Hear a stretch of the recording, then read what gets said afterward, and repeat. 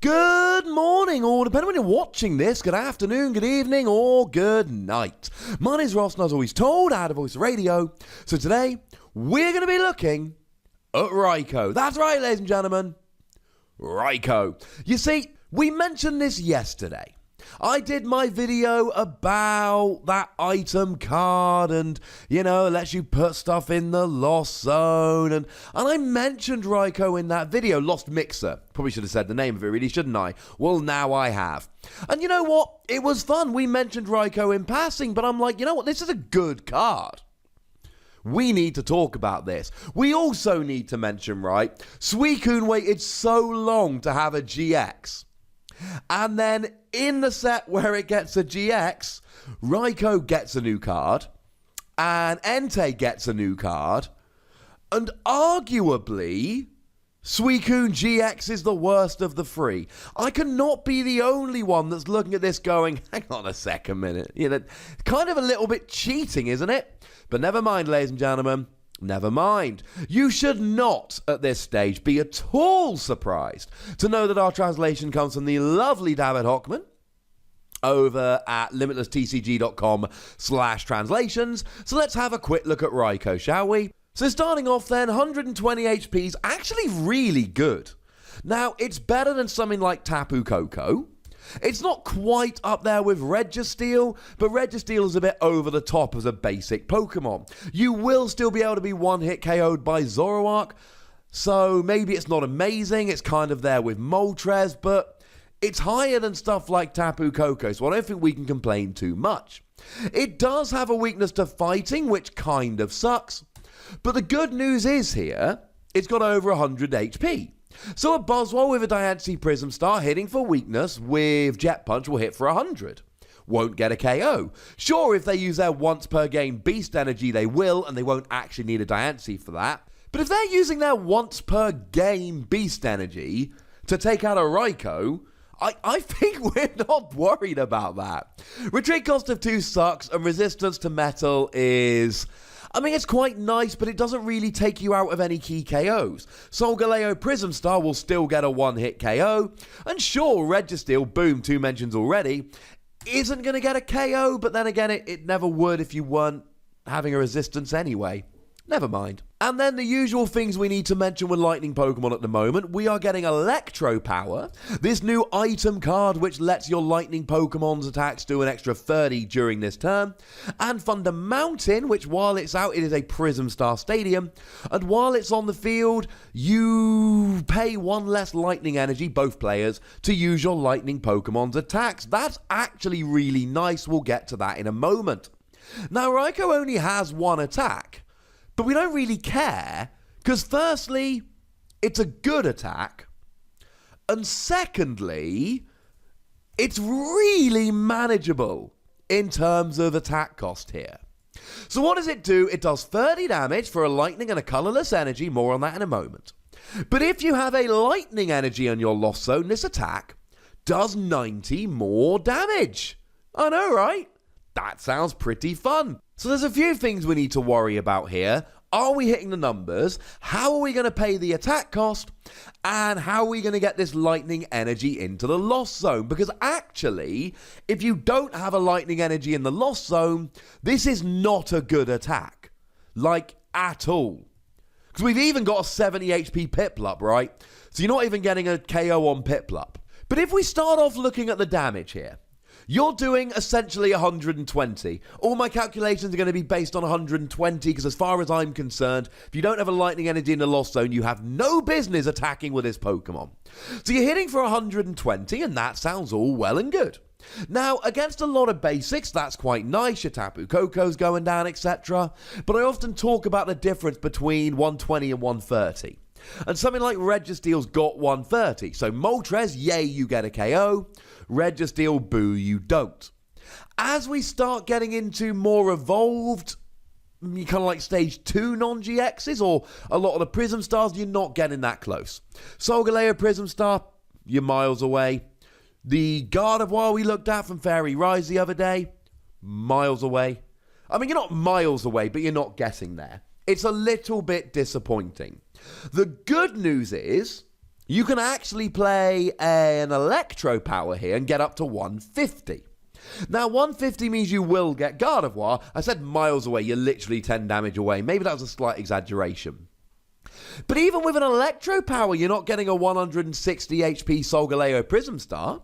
You're not getting a 160 HP Dragonite or any of the other myriad of 160 HP Stage 2 non-GXs. So actually here, as much as I like this, you kind of need to use 2 Electro Power to try and get up to hitting the numbers, and that disappoints me a bit. If you play 2 Electro Power, you're hitting 180, and something like a Rayquaza's going down, something like a Tapu Lele's going down, but you're still not actually getting a KO on a Buzzwole, which kind of sucks.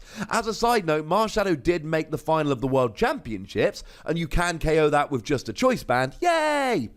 And that also made a mockery of all these videos where I've said literally nobody is playing Marshadow, because clearly people are playing Marshadow, because clearly it saw play at Worlds, in the final of Worlds. Now, you can use Electro Power and Choice Band, you get up to 180. It's not ideal, but you're not doing too bad.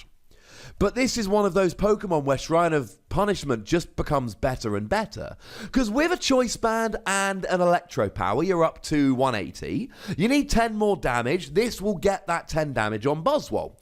Puts 1 damage counter on each Pokemon EX and GX between turns. That's awesome. Then we can start looking at, well, what if it actually stays out for a couple turns? Yes, maybe your opponent field blowers it, but maybe they don't, or maybe you play multiple. I mean, if you're playing Shrine of Punishment, you really should play 4. And now, actually, as we look at it here, let's say it's out there for 2 turns. You put it down, your opponent takes a damage counter. They don't get rid of it on their turn, they take a second damage counter. Well, now that Tapu Lele's at 150 and you can get a one-hit KO. Or you just hit a Rayquaza for 150, and then they take a damage counter at the end of your turn. So actually, if you put it down on your turn, and your opponent doesn't get rid of it, then with a Choice Band, you're essentially hitting 180. And all of a sudden, that's starting to look a lot better. Now, I did mention energy wouldn't be a huge problem here. We got a whole bunch of options. Yes, you can use the Raikou from Shining Legends, which is kind of cool, but you've got Thunder Mountain, which brings it down to a single colourless energy.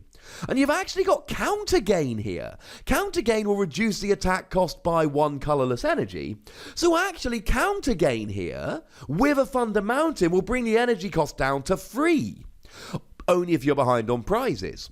Speaking of being behind on prizes, what about Counter Energy, which will bring this attack cost down to a single Counter Energy? This is really quite cool.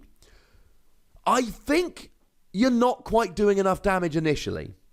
But the fact that it's a basic, and the fact that you've got so many ways to pay the energy cost, and the fact that you can actually use Shrine of Punishment and Electro Power here, you can get hitting big numbers surprisingly quickly.